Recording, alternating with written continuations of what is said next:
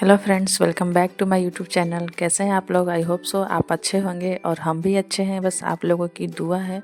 So friends, आज की सुबह कुछ इस तरह हुई कि कभी सोचा नहीं था कि आज शाम होते होते मेरा दिन ख़राब हो जाएगा। खैर एज़ यूजुअल सभी दिनों की तरह इधर मैं दाल चढ़ा चुकी थी और मेरी चाय बन रही थी। बच्चे इधर खूब मस्ती कर रहे थे, सुबह का टाइम था। पता नहीं बाबू का आजकल क्या ही हो गया, दिन रात रोते ही रहता है। मुझे लगता है शायद घर में बंद बंद चिड़चिड़ा सा हो गया।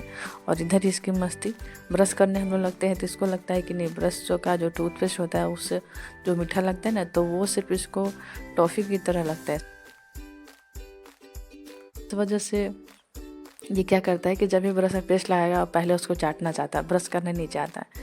इसके पापा इसके पीछे पीछे दौड़ रहे थे और ये दे ही नहीं रहा था, दांत साफ ही नहीं करने देता है, सारा टूथपेस्ट है वो अंदर चीब लेता है। और वह बार बार वो बोल रहे थे, नहीं सुन रहा था। तो इसकी मस्ती देखकर हम लोगों को भी बहुत मज़ा आ रहा था, तो हम लोग भी सोचे कि चलो थोड़ा सा कर लिया जाए। तो अच्छा देखिए, ब्रश करके फाइनली ये कुछ भी हो, थोड़ा थोड़ा मन करता है इसको तो तुरंत गाड़ी में लग जाता है। मेरी सीटी लग रही थी और जब तक बाबू खेल रहे थे तब तक ये मेरा सब्जी वगैरह थोड़ा काट दे रहे थे ताकि खाना जल्दी बन जाए और इन्हें जाने में लेट ना हो। खैर खाली रहते हैं तो क्या ही करें, इनको भी मन नहीं लगता है तो सोचते हैं कि बात करते करते कुछ काम में हेल्प भी कर दे। और ये मेरी बेटी साइकिल की वजह से ही लोगों का थोड़ा एक्सरसाइज भी हो जाता है। और उसके बाद इसके पापा डिसाइड किए थे कि नहीं, थोड़ा बहुत बाबू और मैया लोग को ये सब भी सिखाना ज़रूरी है। तो ये बेटी को देखिए एक्सरसाइज सिखा रहे थे, पर मेरे बेटे को लग रहा था कि ये लोग आपस में डांस कर रहे हैं, तो वो भी कुछ कुछ प्रैक्टिस कर रहा था नीचे बैठ के करने का।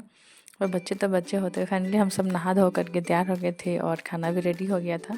और हम सब देखिए ये हॉल में बैठकर खाने की तैयारी कर रहे हैं। और उनको लेट भी फिर होने लगा था तो वो जल्दी जल्दी तैयार होकर बच्चों को सी ऑफ कर रहे हैं और वो जाने की तैयारी कर रहे हैं।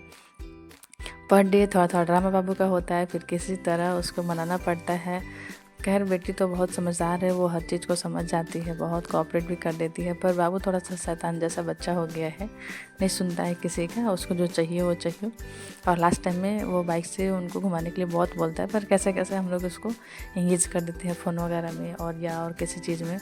और इस तरह से ही वो बच्चों को बाय बोल करके चले जाते हैं। सारा दिन इतना अच्छा चल रहा था, पर क्या ही पता था कि शाम को ये हो जाएगा। चलिए बताते हैं शाम को क्या हुआ था। और ये इधर देखिए जा रहे हैं।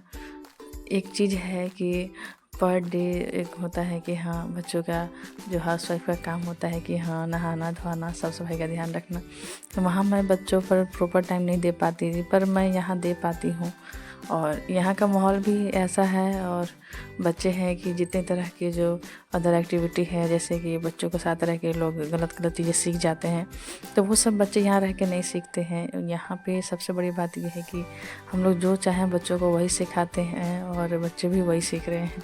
गांव में कोई किसी का बच्चा सुनता नहीं है, माँ लोग कुछ कहते हैं बच्चा कुछ करते हैं अंत में हम लोग भी तंग आकर के छोड़ देते हैं, जाओ जैसे मन है वैसे करो। पर ये ठीक नहीं लग रहा था। पर यहाँ अब आकर के सारा चीज़ अच्छा हो गया है। और इधर बाबू का मस्ती, फिर भी अब बच्चा है, गांव में पूरे दिन घूमा हुआ है तो थक जाता है और कुछ कुछ कुछ कुछ करके कभी नीचे कभी ऊपर करके बार बार ऐसे वैसे कर रहा था। हम लोग भी छोड़ दिए थे कि ठीक है ऐसे ही खेले, कम से कम खेलते खेलते जब थकेगा तभी वो सोएगा। और सोच भी रहे थे कि अगर ये सोएगा तो मैं बेटी को पढ़ाऊँगी और ख़ुद भी पढ़ूँगी, क्योंकि हम लोग काम ख़त्म हो जाता है तो हम लोग सोचते हैं कि चलो अब पूरा दिन बस पढ़ा जाए। तो ये मेरी बेटी पढ़ गई थी और पढ़ करके वो भी सोने लगी थी, मैं खाली बैठी थी। तो मुझे लगा कि अब मुझे भी पढ़ना चाहिए, क्योंकि कल ही मेरा बुक आया हुआ था और अब मैं प्रॉपर डेली रूटीन से ऑनलाइन क्लासेस कर रही हूँ। क्योंकि कॉलेज में तो मैं नहीं जा पाऊँगी, क्योंकि मैं बैचलर लाइफ नहीं स्पेंड कर रही हूँ, मैं एक हाउसवाइफ हूँ, तो मुझे सारी चीज़ें देखती हुई चलनी है। और ये शाम हो गया था, मेरा बच्चा खेल रहा था और थोड़ा सा वीडियो शूट करने के बाद मैं अपना फ़ोन उसका जो बैग है साइकिल का ट्रॉली उसमें मैं रख दी थी। और मुझे कोई ज़रा सा भी अंदाज़ा नहीं था कि इनका कॉल आ रहा होगा। नीचे का मेन डोर जो बाउंड्री का होता है वो लॉक था और ये मुझे कॉल कर रहे थे, मुझे ज़रा भी पता नहीं चला था। और इस वजह से ये आते आते मुझ पे पूरा बरसने ही लगता है। हम लोग तो पूरा इंतज़ार कर रहे हैं कि चलो पूरा दिन बीत गया, अब तो वो आने वाले हैं।